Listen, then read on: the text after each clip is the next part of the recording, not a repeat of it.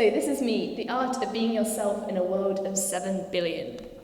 Growing up in the 21st century, I am constantly bombarded by messages and encouragements telling me to be myself.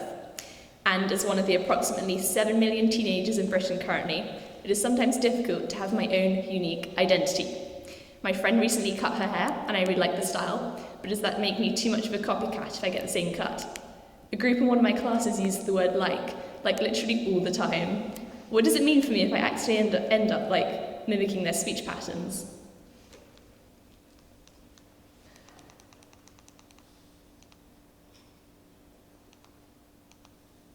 Okay, I think it's working now.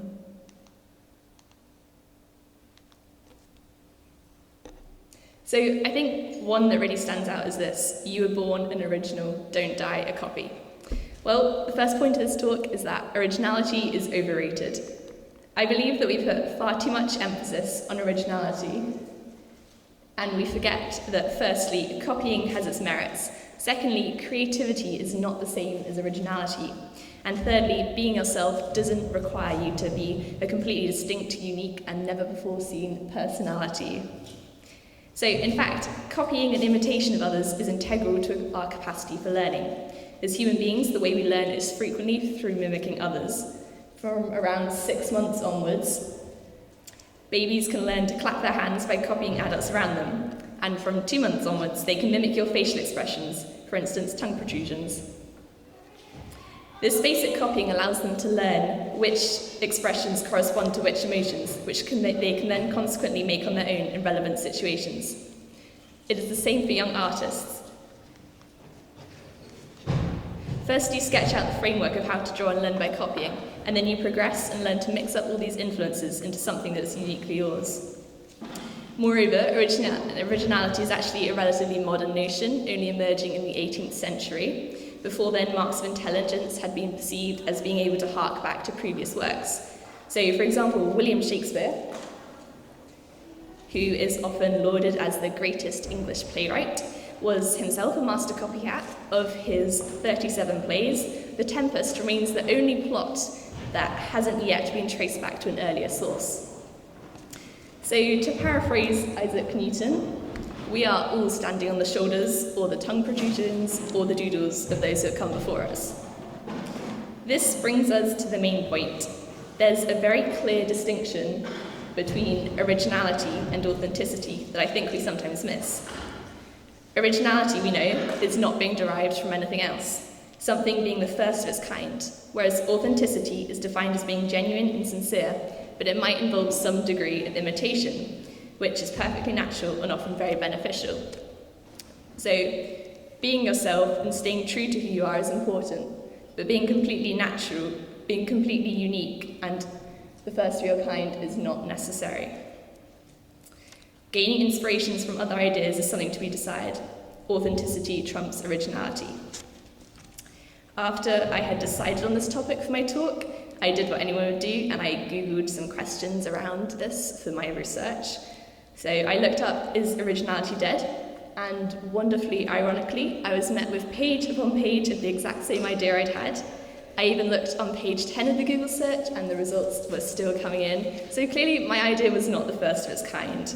What it was, however, was authentic. It was a topic I was interested in, and my intentions from the beginning were to educate and to learn myself, not to plagiarize. Mark Twain once said, "There is no such thing as a new idea. It is impossible. We simply take a lot of old ideas and put them into a sort of mental kaleidoscope. We give them a new turn and they make new combinations. We keep on turning, making new combinations indefinitely. They're the same old pieces of coloured glass that have been in use throughout all the ages." So here we are again, back where we started, being told to be yourself. But who really are you? So coming up soon, hopefully, is a mind map of all of the factors that I believe constitute a person. If you consider them, other than upbringing and genetics really, all of them can change. So your personality clearly isn't something that is set in stone. I believe it's an ever-shifting conglomeration of thoughts, feelings, and behaviours. Of course, you might be more introverted than extroverted, but at different points of your life, you're likely to feel varying degrees of sociability. And even just imagining greater confidence, or pretending to be comfortable in situations when you're not, can actually alter this. So one of my New Year's resolutions was to be more open-minded.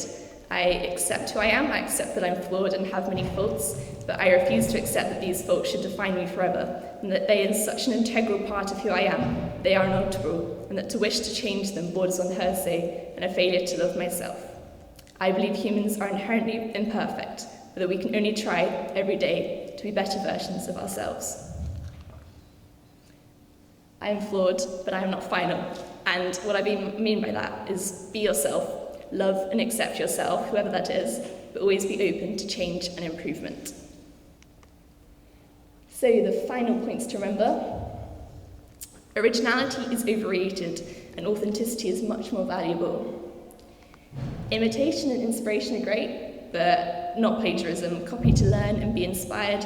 Don't be tempted to pass off others' work as your own. And self-acceptance and self-improvement. Love yourself, even in the process of improving, learning, and evolving.